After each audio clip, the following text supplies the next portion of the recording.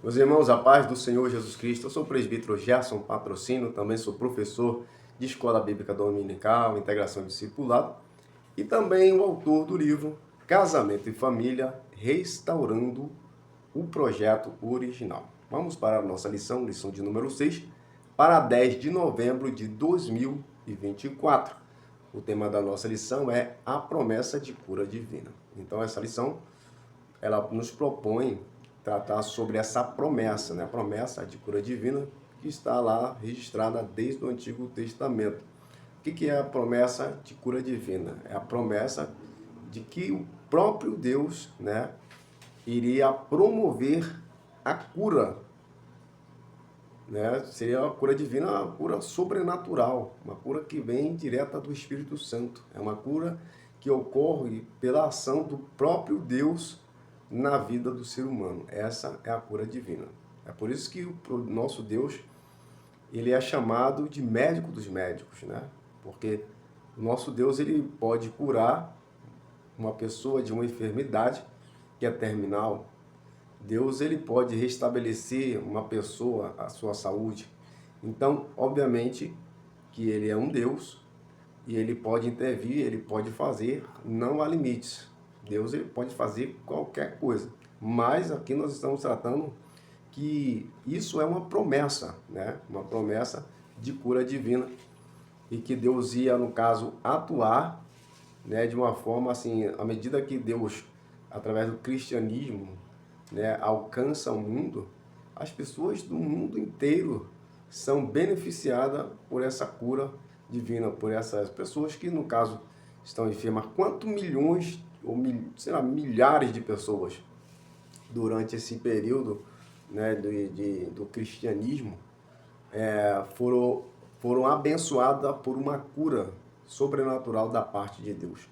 É incontáveis os milagres de curas divinas, de cura divinas que Deus realizou na vida das pessoas ao longo desses séculos. Okay? Então, pelo sacrifício, obviamente, do Senhor Jesus Cristo, por meio desse sacrifício de Jesus, por meio da ação do Espírito Santo, e aí o textuário vai dizer: verdadeiramente ele tomou sobre si as nossas enfermidades e as nossas dores levou sobre si. E nós o reputamos por aflito, ferido de Deus e oprimido. Você vê que por Isaías 61, ele trata do plano de Deus. Você vê ali Isaías 61, depois lê com carinho, e você vai ver o plano de Deus em alcançar as nações. Era o plano de Deus alcançar as nações. Isaías 61. Isaías, no caso aqui, 53, e particularmente eu gosto tanto de Isaías 53, desse capítulo, que eu havia decorado. Hoje, eu não tenho ele decorado na minha mente por completo, mas em partes, porque é maravilhoso esse capítulo. E esse capítulo aqui, no caso, Isaías 63, vai falar Deus vai demonstrar que a sua intenção de alcançar todas as nações, e que Deus, você vai ver ali que ele separa o seu ungido e envia o seu ungido para alcançar as nações do mundo inteiro. Esse ungido é Jesus. Depois, você vai ver anteriormente, Isaías 53 também se trata do Messias. Isaías 53 se trata dessa promessa divina de cura divina para as pessoas. Então é por isso que vai citar: ele verdadeiramente ele tomou sobre si as nossas enfermidades e as nossas dores levou sobre si. E nós o reputamos por aflito, ferido de Deus e oprimido.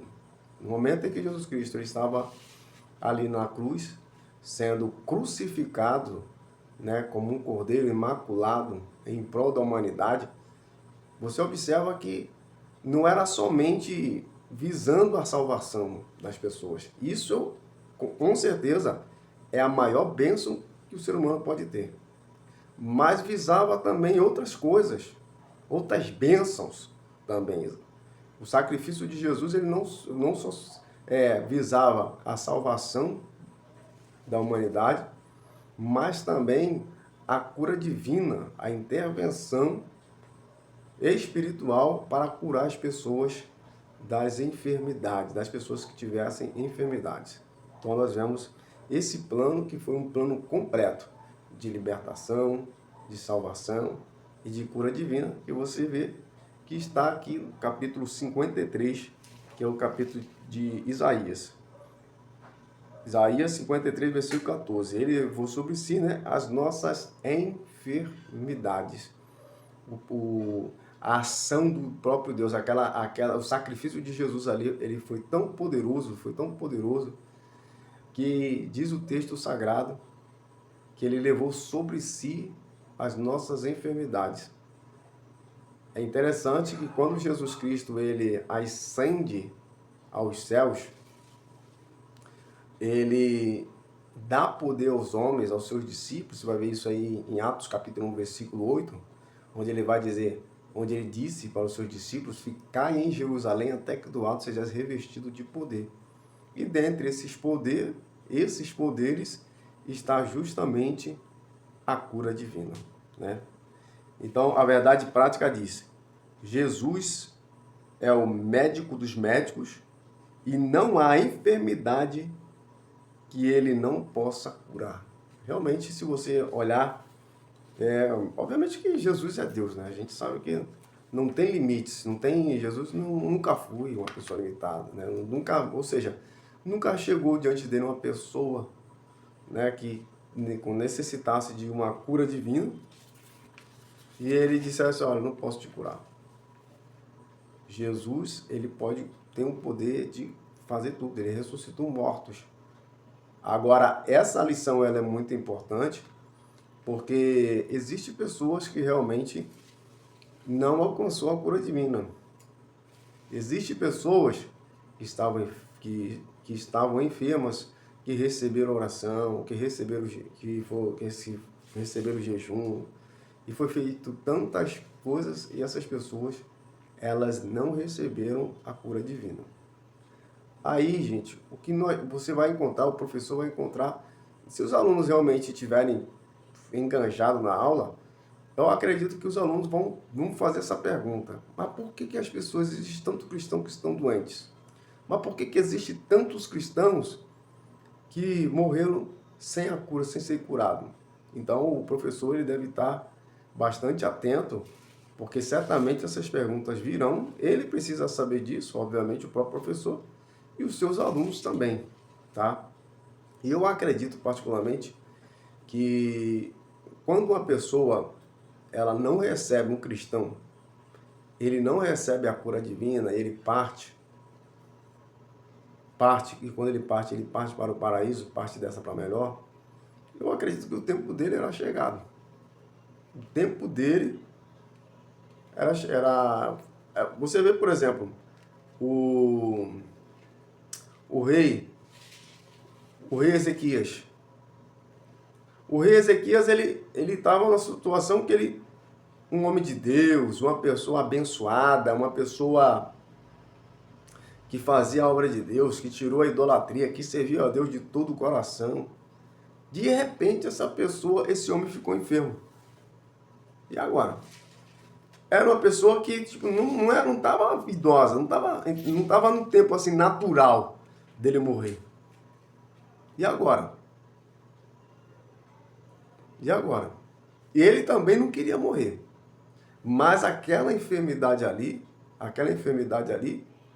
estava determinada que seria o fim dele, que seria o fim, a morte dele. Inclusive o profeta Isaías foi esse profeta que viveu nos tempos do rei Ezequias. E esse profeta Isaías,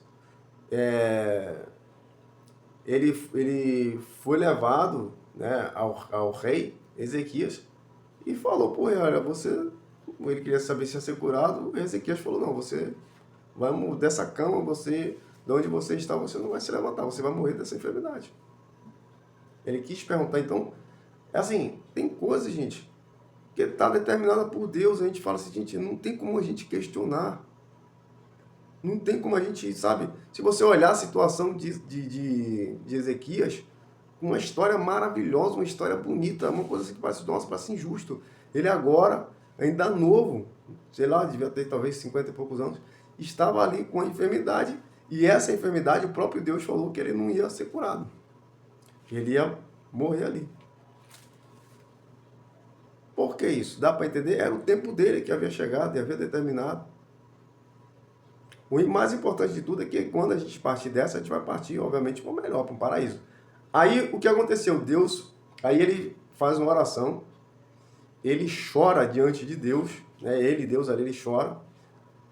E aí ele fala, Senhor, lembra-te de que eu andei na tua presença, de todo o coração, que eu te servi, que eu fiz o meu melhor, que eu fui verdadeiro, que eu fui sincero. E começou a orar diante de Deus. Aí Deus mudou a situação. Deus mudou a situação. Aí usou o profeta Isaías foi lá outra vez, voltou e falou para ele que Deus estava acrescentando à vida dele mais 15 anos. Gente, mas o primeiro plano era o quê? Ele ia morrer. Ele ia morrer. E aí, diante daquela situação, ele chorando, ele com o coração vazio, ele muito triste, ele argumentando diante do Senhor, Deus foi, pela misericórdia, falou, tá bom, quer ver mais um tempo? Vou botar aí mais 15 anos, mexeu com o coração de Deus. Ele mexeu com o coração de Deus. Mas você tem que entender o seguinte, para Deus, a morte de um cristão não é triste. Não é triste de forma nenhuma. O próprio Senhor Jesus, quando ele estava, se eu não estou enganado, no capítulo 10 de Mateus, Jesus Cristo, ele faz a primeira grande comissão, ele envia seus discípulos 2 a 2. E ele vai falar que esses discípulos iam enfrentar muita perseguição, que eles iam ser perseguidos. E matar-vos-ão, deixar claro que eles seriam mortos. E aí, gente? Deixa claro que eles nem passam pela morte, eles nem iam nem morrer de doença. Eles iam ser mortos. Mas Jesus falou, ó, mas aqueles que te matarem farão um favor a mim. Quer dizer, quando você parte dessa para outra, você está indo, a pessoa que está em Cristo, a pessoa que está em Deus, ela está indo para um plano melhor. Então são situações que a gente vai encontrar no nosso dia a dia, sabe? Pessoas que querem resposta, por que não são curadas, por que não tem, gente. Deus sabe todas as coisas. E eu mesmo já orei, chorei, sabe? Triste. Uma vez eu era numa congregação, eu sempre fiz parte de grupo de visita e eu estava visitando uma irmã muito magrinha, ela estava enferma. Eu ia recém chegado nessa congregação e fomos lá orar por essa irmã. E o presbítero na época falou assim, irmã, se Deus quiser a gente vai orar, se Deus quiser ele vai te curar, isso aí está dentro da vontade de Deus. Mas eu fiquei com uma dó tão grande, daquela mulher, ela tinha 2 filhos, já jovem, né, mas tinha, certamente ela não queria partir. E eu comecei, e é interessante que eu fui justamente nessa passagem aqui, da história de Isaías, abri a passagem lá em Isaías, Isaías não, na história de Ezequias, do rei Ezequias, li essa passagem bíblica, né, onde Deus mudou a situação, mudou o quadro, e ele orou e Deus acrescentou mais 15 anos na vida dele.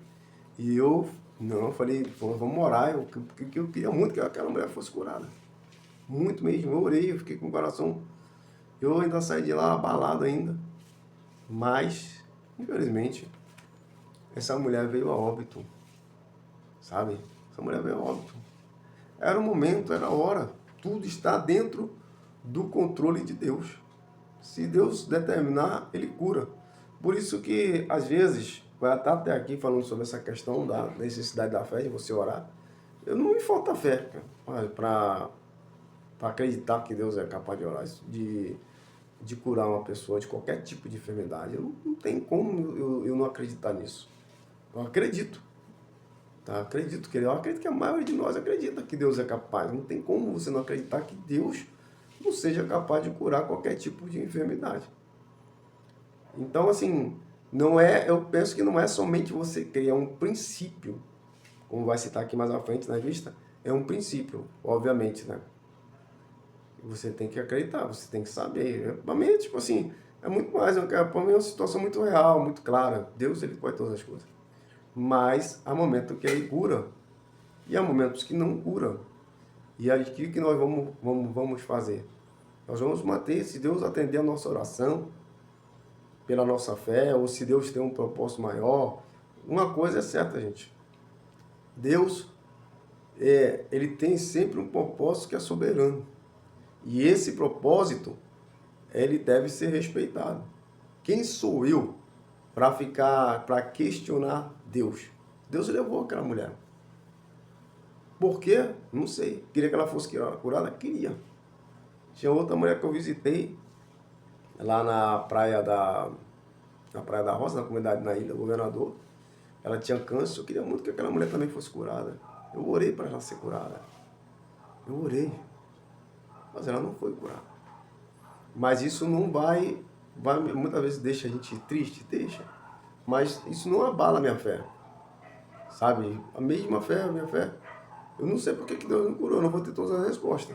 É o momento dela. Talvez, se Deus quisesse, Deus tinha curado. Não falta fé. Para mim, realmente, não falta fé. Certa vez, eu fui visitar uma pessoa, um idoso, e esse idoso, ele já estava lá com um amigo meu idoso, ele estava no hospital, mais uns 4 dias mais ou menos já no hospital, e ele tinha comido algo que tinha passado mal, e foi para o hospital. E quando eu fui visitar ele, estou lá conversando com ele, chegou um adolescente, uma criança, a mulher, na verdade, a neta dele, entregou para ele um bilhete. E nesse bilhete estava escrito assim: vô, eu sei que o senhor virá e tal.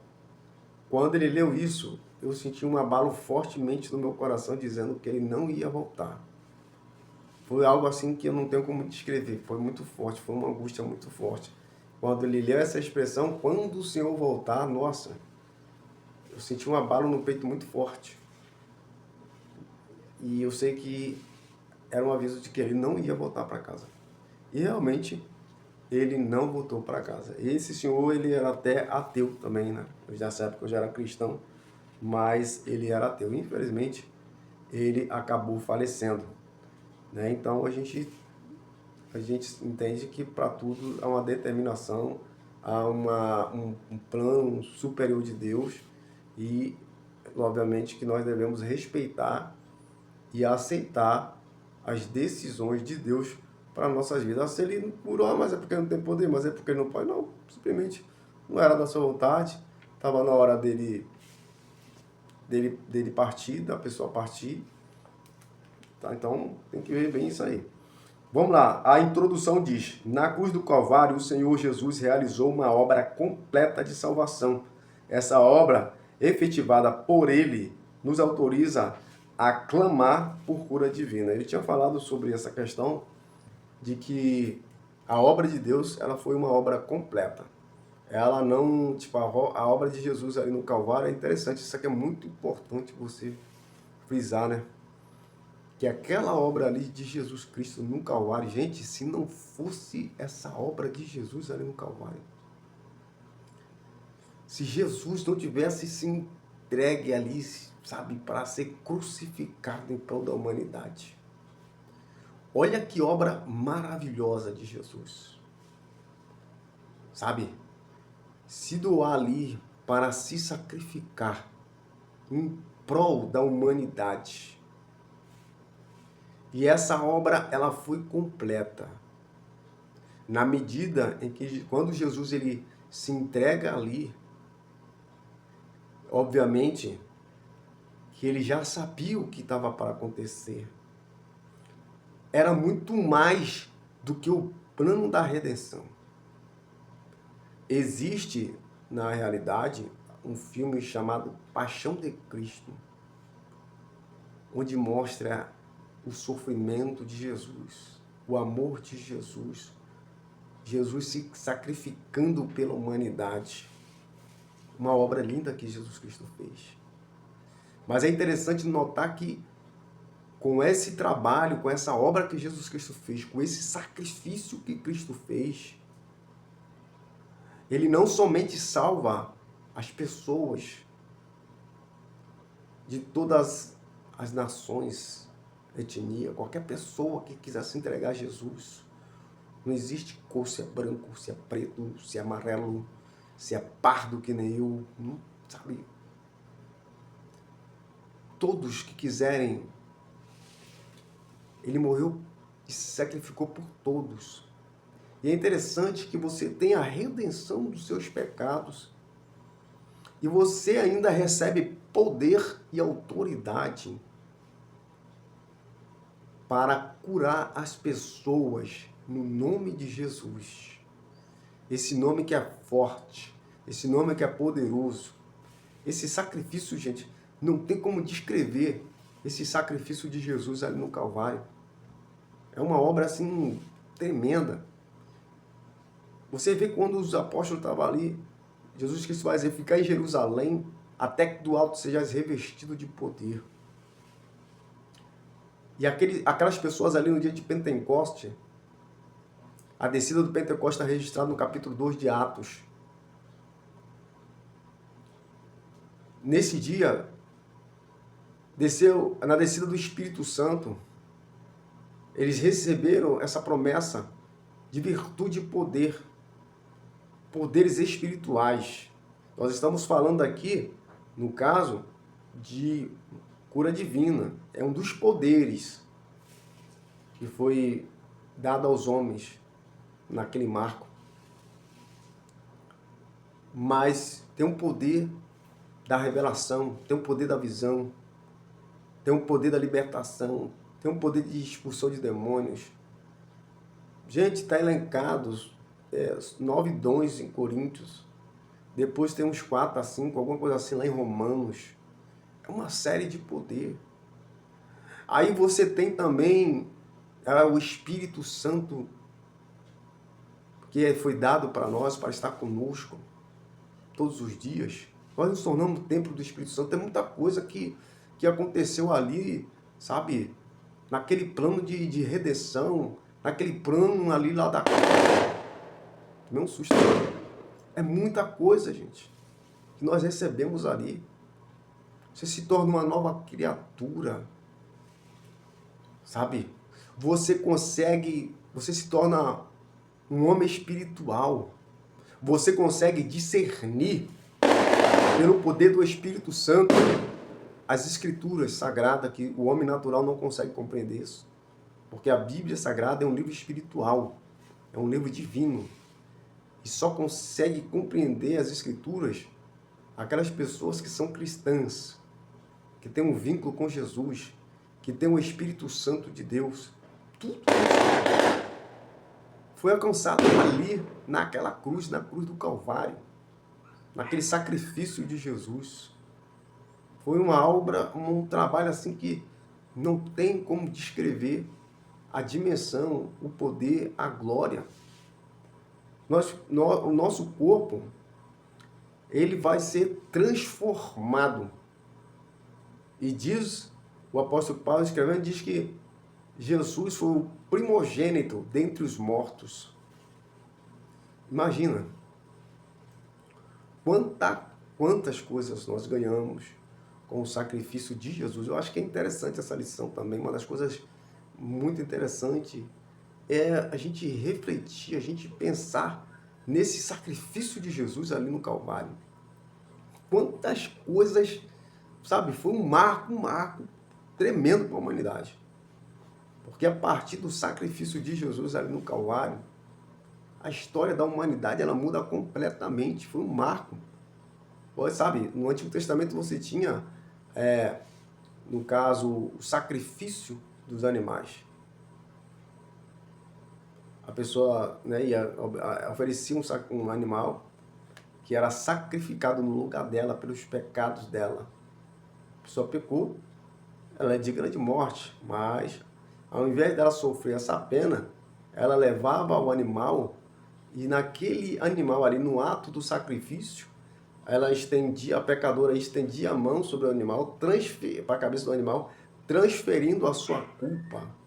E aquele animal morria no lugar daquela pessoa. Aquele animal ele era degolado e retirado o sangue. Então, espargido sobre o altar. Então, você observa a obra da salvação. Que Jesus Cristo agora faz essa obra, como Cordeiro Imaculado, ele faz essa obra agora em prol de toda a humanidade. Cessa o sacrifício de animais. É por isso que gente, essa obra do sacrifício de Jesus é muito completa. Jesus Cristo falou que por seus discípulos que o templo, está registrado nas escrituras, que o templo seria destruído. Por quê? Ele cessou com os sacrifícios de animais. O sacrifício de Jesus, o sacrifício do Senhor Jesus, ele é tão poderoso que ele finalizou o sacrifício de animais. Por quê? Porque não precisa mais. Ele já se sacrificou em prol da humanidade. Então, antigamente se fazia um sacrifício por cada pecado. A pessoa pecou e pecou. Foi lá, ofereceu um sacrifício. Aí se ela voltasse a transgredir os mandamentos, e pequei de novo, ia lá, oferecia um animal. Ou seja, quantos animais essa pessoa teria que oferecer num dia, ou teria que oferecer durante a semana? Agora, o sacrifício de Jesus é um sacrifício único. Se você aceita, quando você se converte ao cristianismo, esse plano de redenção, esse sacrifício de Jesus, ele te alcança, sabe? Ele te liberta, ele paga pelos seus pecados, porque ele morreu em meu lugar e no seu lugar. Seu pecado era para a morte, o meu também. Mas desde o momento que eu me converti ao Evangelho, aceitei o Senhor Jesus, que ele bate a porta, eu abri, ele entrou. Eu comecei a fazer parte do corpo de Cristo. Eu não tenho que fazer sacrifício. Os sacrifícios foram cessados após a morte de Jesus. Gente, que coisa maravilhosa. No ano 70 depois de Cristo, os soldados romanos conseguem destruir os muros de Jerusalém, acabar com a rebelião, que até então estava liderada pelos zelotes, e faz uma destruição completa. E para atingir o coração dos judeus, os romanos, destroem o templo sagrado, a casa de oração. Então, cessou o sacrifício de animais. Cessou porque o sacrifício de Jesus foi um sacrifício único, e até por causa desse sacrifício que estava para acontecer, obviamente, que foi destruído ali o templo de Jerusalém, que era onde acontecia, né, os sacrifícios de animais. Então, maravilhoso essa questão da cura divina, desses dons espirituais, dessa obra completa e maravilhosa que Jesus Cristo ele faz ali, no caso, na cruz do Calvário, tá? Então, o tópico 1 diz: a promessa bíblica da cura divina. Promessa bíblica da cura divina. A subtópico 1 diz: a profecia messiânica de Isaías 53. Então, esse tópico aqui, ele vai mencionar, ele vai, no caso, trazer para o estudo, trazer para o texto principal, o capítulo principal, para fundamentar, no caso, a promessa de cura divina. Dentre todos os textos do Antigo Testamento, o que vai focar sobre essa cura divina, ele vai citar aqui, como texto principal, Isaías 53. Isaías 53. Ele diz, né, como nós lemos aqui, no versículo, no caso, no versículo de número 53, número 4, verdadeiramente ele tomou sobre si as nossas enfermidades. Aí ele está falando, no caso, que isso aqui é a promessa de cura divina que está registrada, né? Então, é uma promessa de Isaías 53. No caso, demonstra que Isaías 53, obviamente, ele apresenta Jesus como o Messias, isto é, o Cristo, tá? Cristo, que significa ungido, tá? Então, Isaías 53 mostra um Cristo um pouco diferente do que os romanos, ou melhor, do que os judeus esperavam, né? Porque esse Messias aqui, que está escrito em Isaías 53, ele vai mostrar esse Messias aqui sendo morto, né? Sendo Messias, um Messias sofredor, sabe? Uma pessoa ali que estava se sacrificando. Era assim, tipo assim, gente, era esse Isaías 53 aqui é dos capítulos que os judeus, eles não gostam de comentar. Eu já estive pesquisando por quê? Porque, gente, se você for ver Isaías 53, ele descreve perfeitamente o sacrifício de Jesus.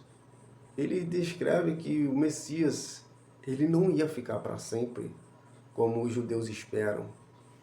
Está falando aqui das dores, né, das dores dos Messias. O texto deixa bem crédito, bem claro. Diz assim, Isaías 53, verso 1. Quem deu crédito à nossa pregação? Isso aí é o Messias. Quem deu crédito à nossa pregação? E a quem se manifestou o braço do Senhor? Porque foi subindo como renovo perante ele, e como raiz de uma terra seca, não tinha parecer, nem formosura, e olhando nós para ele, nenhuma beleza víamos para que o desejasse. Ninguém, a liderança, os fariseus, os saduceus, não desejou Jesus, muito pelo contrário. Era conflito, era briga, era problema, era repulsa, era procurando alguma coisa para incriminar Jesus, para matá-lo, para o seu ministério. Aí, versículo 3 dizia, era desprezado e o mais indigno entre os homens de dores, experimentados no trabalho, e como um de quem os homens escondiam o rosto, era desprezado e não fizemos dele caso algum. A rejeição do Messias, gente, está claro no texto que o Messias ele ia ser rejeitado pela classe da liderança eclesiástica de Israel, principalmente, né, no caso aqui, os saduceus, os fariseus. E você vê que isso realmente, de fato, aconteceu. No caso, Isaías, os fariseus, melhor dizendo, rejeitaram o Senhor Jesus. Todos sabemos disso, está escrito lá em Mateus. O quanto que ele foi rejeitado. O quanto interessante que essa rejeição dos saduceus, dos fariseus, no tempo em que Jesus estava em vida aqui na Terra, essa rejeição dele pelos judeus já estava prevista em Isaías 53. E eu, nas minhas pesquisas, o que eu vi foi que, no caso, os rabinos, geralmente, eles tendem a não fazer comentários sobre esse texto. Porque eles querem ter a imagem de um Messias que vai chegar, que vai ser o líder, que vai estar juntamente com a classe eclesiástica, que vai estar ali fazendo uma aliança, que vai vencer as nações, que Israel será um expoente internacional e etc e tal. Só que o texto deixa muito claro aqui que não ia ser dessa forma como eles estavam esperando. Esse Messias, ele não vai vir. Ele não virá nunca, esse Messias que eles estão esperando. Porque não é esse Messias que Deus prometeu. O Messias que Deus prometeu está aqui, Isaías 53, que é o Messias que eles não querem que venha. Eles não aceitam esse Messias, mas só que esse Messias, Isaías 53, já veio. O Senhor Jesus já realizou a obra dele aí. Mas assim, existe, obviamente, a gente não pode se esquecer, que existe também judeus que são convertidos. Existem judeus que são cristãos. Tá? Então, é uma pequena minoria, mas existe mas existe judeus. E lembrando que os primeiros conversos, discípulos e apóstolos foram os judeus, tá? Foram os judeus, os discípulos de Jesus, ok? Ali os 12 ali não havia, né, no caso ficou 11 ali por último, mas não havia estrangeiro. Todos ali eram judeus. E os judeus, eles tinham essa responsabilidade, a qual foi dada, de propagar e transmitir e alcançar as pessoas para o reino de Deus. O subtópico 2 diz o cumprimento profético no ministério do Senhor Jesus. Ou seja, o que esse texto aqui, o autor vai nos apresentar? O cumprimento profético, ou seja, vai dizer que realmente houve uma profecia e que essa profecia, ela se cumpriu no ministério de Jesus. Eu falei, existem judeus, talvez 90% deles, ou mais, que estão esperando o Messias. Estão esperando o Messias ainda. Mas não vai chegar, porque o Messias já veio. Não tem como vir outro Messias. E eles têm que entender, o Messias não vem para ficar, não. Não está programado que ele viria para ficar, que ele viria para isso. Não está programado isso aí, não. Isaías 53 mostra que ele seria tudo. Gente incrível, Isaías 53, como descreve certinho tudo o que aconteceu com Jesus. De antemão, séculos e séculos anteriormente, já estava descrito como seria o ministério de Jesus, né? Que ele levaria as nossas dores, as nossas enfermidades, que ele iria ser rejeitado, que ele não ia ser aceito pela classe eclesiástica, por muito do seu povo. E olha que de fato realmente aconteceu. No caso aqui, essa profecia, ela se cumpriu. E aqui o texto vai dizer, o texto bíblico de Mateus no capítulo 4, que o Senhor Jesus curando a sogra, no capítulo 8 no caso, né? Capítulo 8, versículo 14 a 17, onde mostra no caso aqui o Senhor Jesus Cristo. Aí vai falar desse ministério, gente, do Senhor Jesus Cristo, no caso, curando a sogra de Pedro, no caso, retirando, expulsando o demônio das pessoas, sabe? Libertando essas pessoas dos espíritos malignos. Ou seja, é uma obra, como a gente fala, que não abrange tão somente a cura divina. É uma obra que não tem como descrever, gente. Se a gente for descobrir, eu acredito que se for feito um livro para descrever essa obra num calvário, gente, se for realmente, nossa, isso aí vai gerar, sei lá, vai dar umas 500 páginas, porque realmente é muita coisa. O sacrifício do Senhor Jesus ali foi algo assim tremendo. Aí o subtópico 3 diz: os ministros são chamados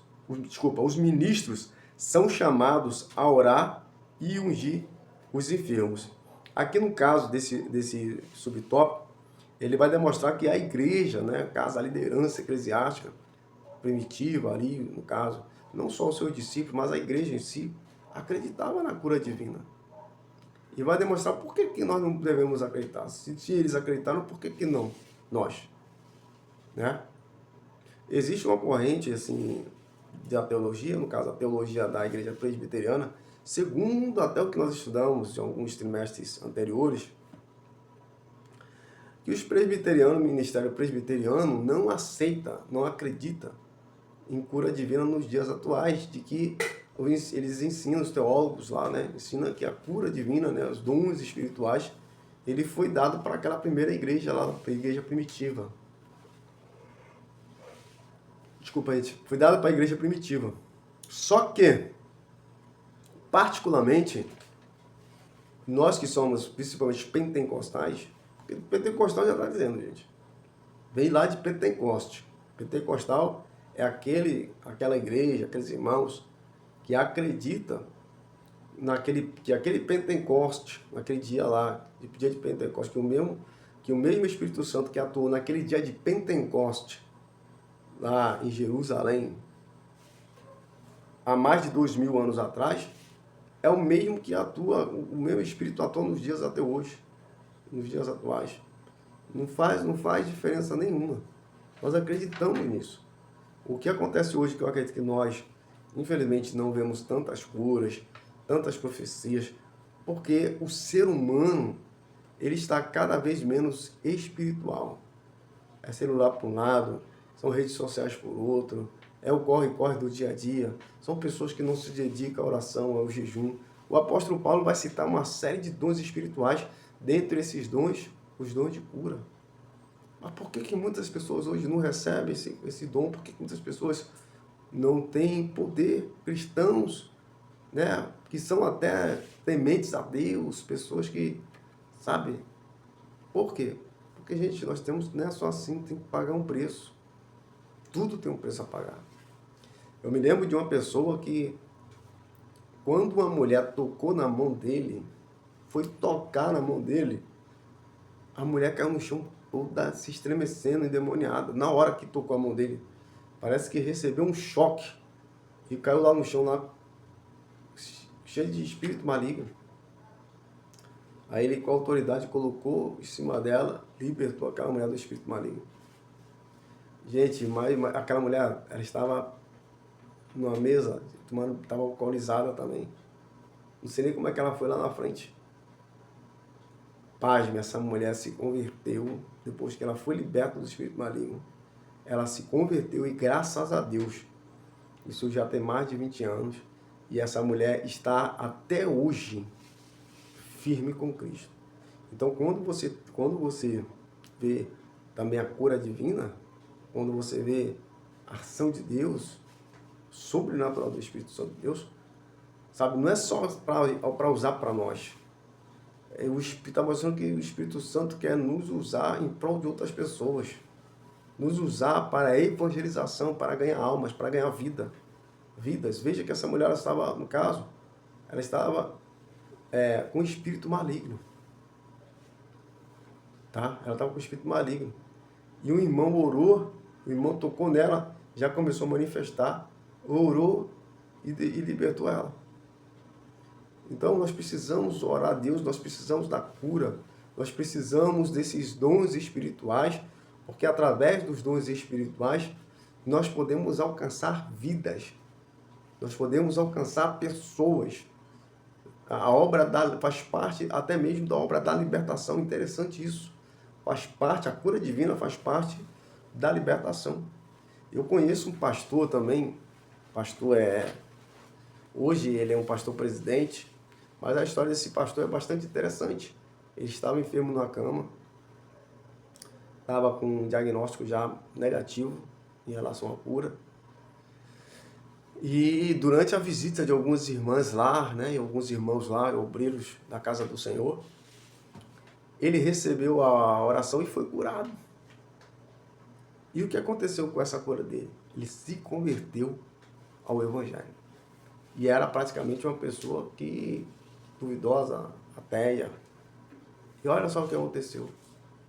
A ação sobrenatural de Deus na vida dele fez com que ele fosse, no caso, curado, e ele acabou recebendo também, no caso aí, a salvação. Vamos lá, então, para o tópico 2, a origem e consequências das doenças no mundo. Então, esse tópico aqui, o que esse tópico vai tratar? Esse tópico, ele vai tentar esclarecer, ou ele vai esclarecer a origem.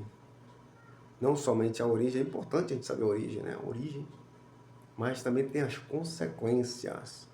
E as consequências das doenças no mundo. Então, qual é a origem? No caso, a origem e as consequências das doenças nesse planeta. A origem da doença, como o texto vai dizer aqui, está lá em Gênesis, logo ali no primeiro casal. O primeiro casal, ele desobedece a Deus, Adão e Eva, cometem o seu primeiro pecado. E a partir desse pecado, eles foram sentenciados, praticamente se tornaram seres humanos, né, tão vulneráveis, entre aspas, assim, com menos idade. E ela... Tô dormindo.